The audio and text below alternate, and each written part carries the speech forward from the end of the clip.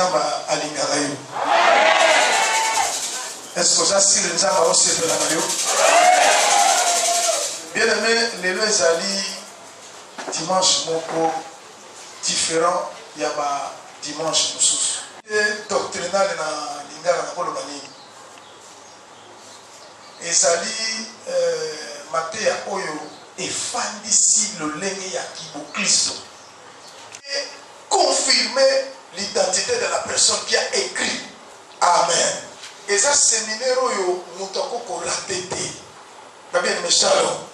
Soki lelo to sangani awa. Kende na mkota. Eske ngano to kwa koyeba na wapi. Totala no classe mon côté. Tout ça fait famille mon côté. To fala pe quartier mon côté.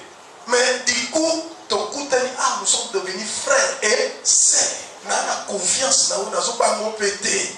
Parce que nous avons qu'un seul Seigneur et Sauveur. Mais on a confiance na yo. Na yebe pas na ona lempe na kimia sans inquiétude. Parce qu'on est en Christ. Alors il y a mon photo yeba. Tout chrétien il faut afandi sa mona mon tout il faut yeba. Matin ya ko de ba na lelo.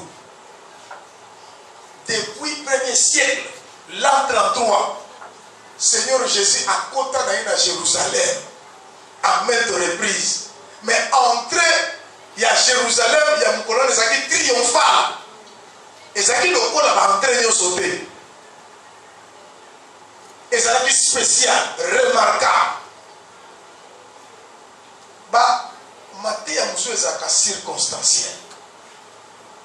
Monsieur événementiel. Moussousou, et ça parce que et là comment que salami Moussousou c'est selon la manière de vivre des êtres humains. Mais oyo et so talisa nyonso oyo Jésus a yaki ko sala na mokili accomplir ngona ko kufa pe ko seko. Voilà pourquoi nous sommes fiers de notre Seigneur. Vous avez un Seigneur qui a sauvé la vie, oui. Mais Seigneur Nabino a koufa na c'est quoi na yete. Mais abiso a c'est quoi. Vous avez un Seigneur Nabino azali. Vous avez belé, vous avez un impact. Mais ayebisa binote et sika bozoke. Mais quoi abiso lobi, je m'avais au Père pour vous préparer une place et je reviendrai. Amen. Akoya kosobiso. Nani kolobani kozanga na yo na culte et ko endommagé.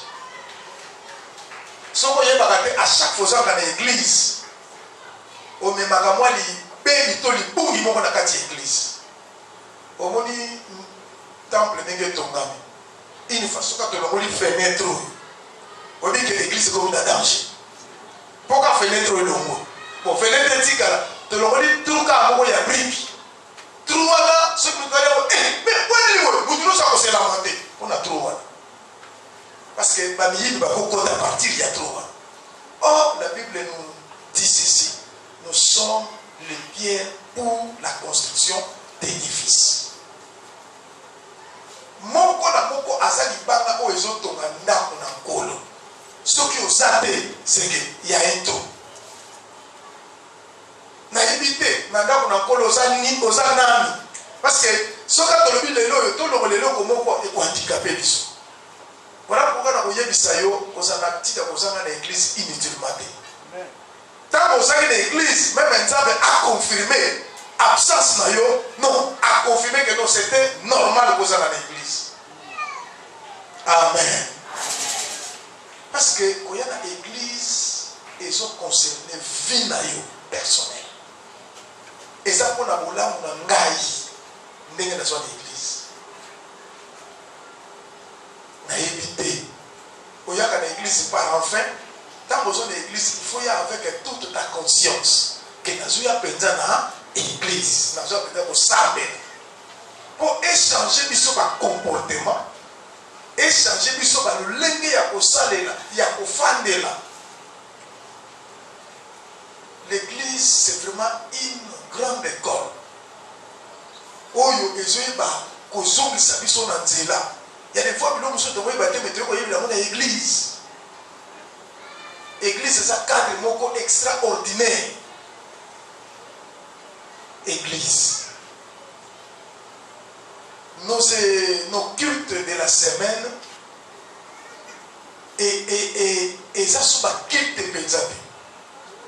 Parce que les gens ne viennent plus, à sauter. Mais c'est posé ma question, est-ce qu'il y a un problème dans l'église? Parce que bandini vous avez des informations et belé on a des communes qui sont. Vous voyez, dans l'église, il faut tous aller à habitude, il y a des je ne sais pas si ouvert dans le bateau honnête. N'engagez tout ça pour lui. D'après ça, par exemple, il y a une sœur. Au moment que l'un des papas a eu un job, il est marié. Il a fondé par pasteur. Le pasteur, papa était à tirer dans les dos. Mais qu'est-ce que nous constatons? Au Kimika n'a pas l'église Isaïe. Il y a pas de faux qui ça. Au Yébici, il y a pasteur, au Benguier, total ici, papa Keba. Ce qui a continué, tout petit Benguier. Que vous avez des faillots. Après, il faut que vous pas pasteur. Même si tout le monde a l'église, n'a pas des femmes à la zone cité. Donc, vous avez tout sur la gueule parce que au cas d'aveu, aux unes à monter, vous avez la pasteur. En tout cas, pasteur, la carte qui met dans une à monter. Ce qui est dans une, n'a pas baissé. Mais tout le monde a monté à qui aucun m'a poigné. Est-ce que dans le monde, a qui ont un problème au qui m'a osons à la moi, la Kini, il viendra toujours de rentrer. Ils sont là. S'il y a un problème entre nous, Yébissa Bagami. Peut-être que dans le milieu, on m'a payé. Écoutez, on m'a pasteur. Nous, on m'a dit, et ça qui est bon. Tout le monde a la Bible. Et il est sacrificateur. Il dit, il y a non, ta servante, Asa est inivrée. Mais elle a des douleurs dans son cœur. C'est quand ça pour ça. Du fait que l'homme de Dieu a prononcé, Dieu a confirmé. Peut-être que même dans Koloba, Nazareth qui n'a compréhension sous. Mais au groupe,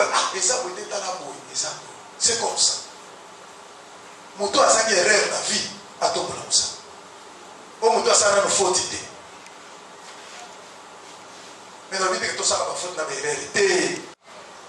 Bien aimé, l'église, c'est notre meilleure structure sur la terre.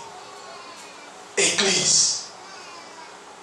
Même si on n'a pas de problème sur une ligne, soit dans l'église, même s'il n'y a pas de culte, au côté, au sable, la porte d'église, il faut la totiago, pas à l'école, au fongoli, au salle prière d'ailleurs.